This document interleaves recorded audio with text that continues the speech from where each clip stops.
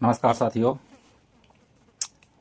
देखिए कभी कभी परीक्षा में प्रश्न को परीक्षक लोग घुमा फिरा के पूछ देते हैं और बच्चे लोग प्रश्न को छोड़ करके आ जाते हैं, जबकि वो प्रश्न उनको भली भांति आता हुआ होता है। देखिए यहाँ पर एक प्रश्न दिया हुआ है, किसी वृत्त का क्षेत्रफल 44 सेंटीमीटर स्क्वायर है। वृत्त का त्रिज्या ज्ञात कीजिए। त्रिज्या, क्षेत्रफल तो दिया हुआ है, त्रिज्या, क्षेत्रफल दे दिया है, त्रिज्या पूछ लिया गया है। त्रिज्या ज्ञात कीजिए। देखिए अगर आपको क्षेत्रफल निकालना आता है तो त्रिज्या निकालना भी उतना ही आसान होता है। देखिए दिया हुआ है, वृत्त का क्षेत्रफल दिया है। वृत्त का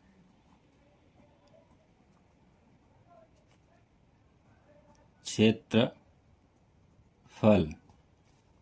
बराबर होता है पाई आर स्क्वायर, और यही दिया हुआ है, यानी कि पाई आर स्क्वायर बराबर दिया हुआ है 44।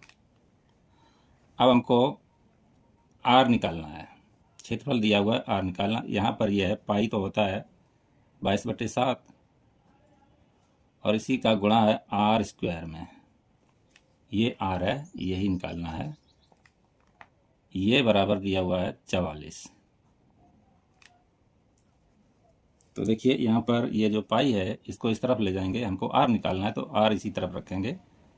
आर स्क्वायर बराबर ये 44 हो गया,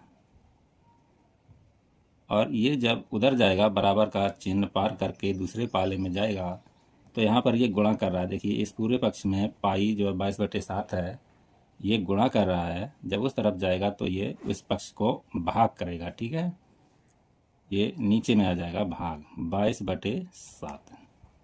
और यहाँ पर भी देखिए 44 में 22/7 का भाग है, यानी मेन बटे ये है। यहाँ पर ऐसा नहीं है कि 44/22 में 7 का भाग हो, ऐसा नहीं है। 44 में 22/7 का भाग है।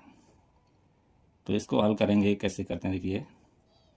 ये 44 है, 44 हो गया, और यहाँ पर भाग है तो इसको संख्या पलट करके 44 के साथ गुणा हो जाता है। गुणा 22/7 का 7/22 हो जाएगा।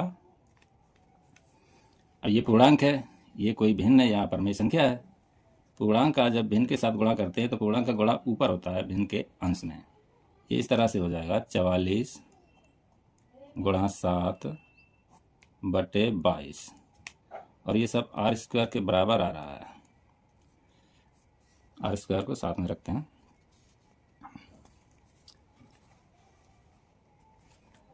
आगे देखिए यहाँ पर कैलकुलेशन कैसे होगा। 22 एक बार में 22 कट जाएगा, 22 के 22 दूनी 44। यहाँ पर बचा 2 और 7 बराबर 7 दूनी 14। आर स्क्वायर बराबर 14 आया है। देखिए यहाँ पर स्क्वायर है तो हमको केवल आर निकालना है। आर का मतलब त्रिज्या, केवल आर निकालेंगे। ये स्क्वायर है, स्क्वायर का उल्टा होता है रूट। स्क्वायर इधर जाएगा तो रूट बन जाएगा, ये रूट, ये 14, रूट 14। अब यहाँ पर बच्चों को सबसे मुश्किल चीज़ लगती है रूट, तो हम रूट का एक सॉल्यूशन बताते हैं। रूट 14 है, देखिए रूट 14 को कैसे हल निकालते हैं। इसका रूट 14 का यहाँ पर देखते हैं, रूट 14 है, इसका वर्गमूल कैसे निकालते हैं। रूट 14 का मतलब वर्गमूल निकालना है 14 का। यहाँ पर बिना रूट की ऐसी संख्या लिखी जा सकती है जिसका उसी के साथ गुणा करने पर 14 प्राप्त हो, और वो संख्या एग्जैक्ट तो संख्या नहीं आएगी, लेकिन ये जो फॉर्मूला मैं बताने जा रहा हूँ इससे उसके बहुत नज़दीक संख्या आ जाएगी। देखिए ये 14 है, 14 के पास में पूर्ण वर्ग वाली संख्या कौन सी होती है, 16 होती है। 14 से 2 आगे जाइए तो 16 मिल जाएगी। तो 14 को 16 - 2 के रूप में लिख सकते हैं। 16 - 2 14 ही हो गया ना। अब देखिए ये 16 का वर्गमूल होता है 4, 4 लिख लिया, 4 चौके 16 होता है। और ये माइनस का चिन्ह है तो माइनस चिन्ह लगा लिया। ये 2 है तो 2 लिख लिया, और 2 को भाग दे देंगे इसके 2 गुने से, 8 का, 8 का भाग दे देंगे। अब ये हमारा प्रश्न हो गया 4 - 2/8। तो ये 2 तो यहीं से कट रहा है, 2 × 1 = 2, 2 के पहाड़े से 4 बार में 8 कट जाएगा। ये हो गया 4 माइनस 1/4।